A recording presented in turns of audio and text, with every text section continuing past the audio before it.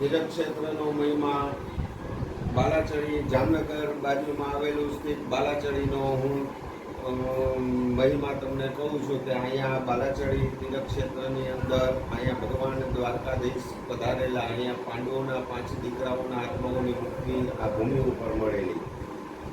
આ ભૂમિ ઉપર જે અશ્વત્થામા એ જે કુરુક્ષેત્રના મેદાનમાં મહાભારતની કથા કહું તો એ મહાભારતની કથામાં જે અશ્વત્થામા એ જે પાંડવોના 5 દીકરાઓને સૂતા મારેલા એ આત્માઓની ગતિને માટે અનેક તીર્થક્ષેત્રોમાં શ્રાદ્ધ કરાવ્યા છતાં એ આત્માઓની મુક્તિ ન મળી. અને પછી તો દ્વારકાધીશે દુર્વાસા મુનિ પાસે જઈ અને દુર્વાસા મુનિએ કીધું કે ભાઈ તમે જ્યાં ગાય ઊભી હોય ગાયના ખાનમાંથી એમને દૂધનો અભિષેક થતો હોય એ ભૂમિને તમે ખોજો, ત્યાં ભગવાન શિવ પ્રગટ થશે અને શિવ પાસે એ આત્માઓની મુક્તિ દેવડાવવા માટે તમે રસ્તો પૂછજો એટલે એનો તમને રસ્તો બતાવશે. પછી તો ત્યારથી ભગવાન દ્વારકાધીશ 5 પાંડવો અને દ્રૌપદીમાં રથમાં બેસી પિંજારા ક્ષેત્રથી અહીંયા બાલાચડી ક્ષેત્રમાં આવ્યા. અને ત્યાં અહીંયા નાનું મંદિર છે, ત્યાં ગાયો બેલી ગાયના થાનમાંથી એમનો દૂધનો અભિષેક થતો હતો. ત્યાં પાંડવોએ હાથેથી કોઈ ભગવાન દ્વારકાધીશ ભગવાન શિવજી ત્યાં પ્રગટ થયા.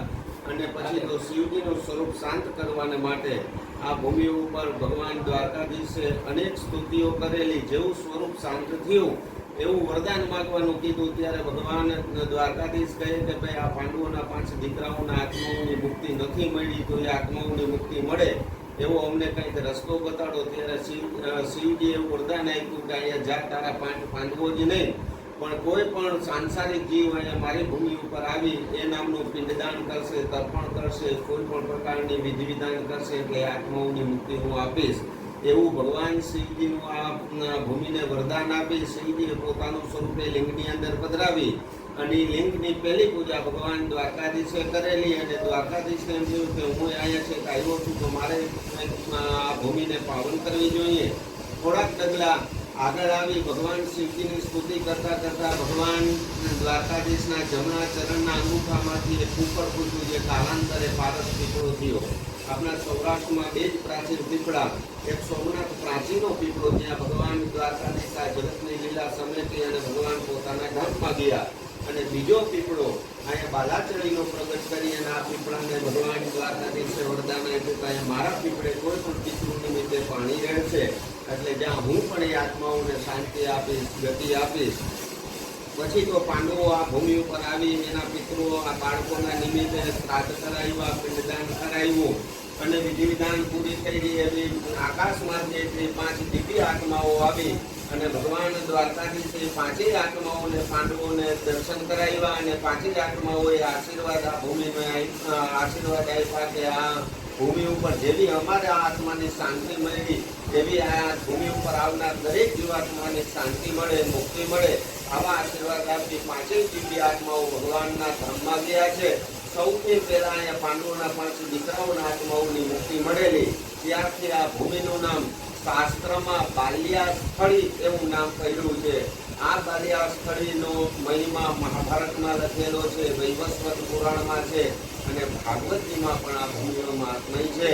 તો એવું આ જામનગરની પાસે 30 કિલોમીટરની આજુબાજુમાં આવેલું આ એક પવિત્ર ધામ છે જેનું નામ બાલાચડી. અહીંયા સૈનિક સ્કૂલ પણ છે અને બાળકોના આત્માઓની મુક્તિ માટે અને દરેક પિતૃઓના આત્માઓની મુક્તિ માટે અનેક ગામોમાંથી આજુબાજુના 100-200 ગામોથી અહીંયા પોતાના પિતૃઓના આત્માઓની ગતિ માટે અહીંયા આવે છે, એ આત્માઓની ગતિ મેળવે છે અને આ ધામને પવિત્રતા જાળવી અને સૌ પોતે ધન્યતા અનુભવે છે.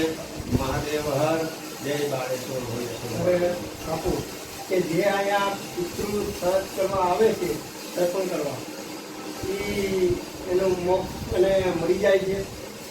હા, અહીંયા ભગવાન એ જ મેં કહ્યું ને કે ભાઈ અહીંયા ભગવાન દ્વારકાધીશ પધારેલા અને શિવજીનું આ ભૂમિને વરદાન છે કે અહીંયા મારી ભૂમિ ઉપર જે કોઈ પિતૃ નિમિત્તે પાણી રેડવા આવે અથવા તર્પણ કરવા આવે અથવા પિંડદાન કરવા આવે એટલે એ આત્માઓની મુક્તિ હું આપીશ.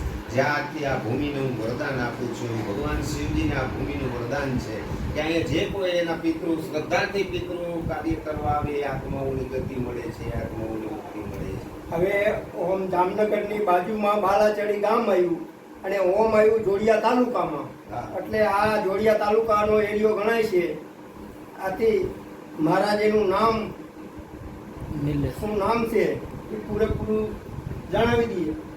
મારું નામ, હું જોડિયા તાલુકામાં બાલાચડી ગામ આવ્યું. અહીંયા સૈનિક સ્કૂલ છે અને અમે આ આખા તીરથ ક્ષેત્રનો વ્યવસ્થાપક તરીકે જાંબુડાના જનક મહારાજ આ ભૂમિનું આખું સંચાલન કરે છે. એના વ્યવસ્થાપક અહીંના પૂજારી અમે જનક મહારાજ, જે મારા પિતાજી છે એ જનક મહારાજ આ બધું સંભાળે છે.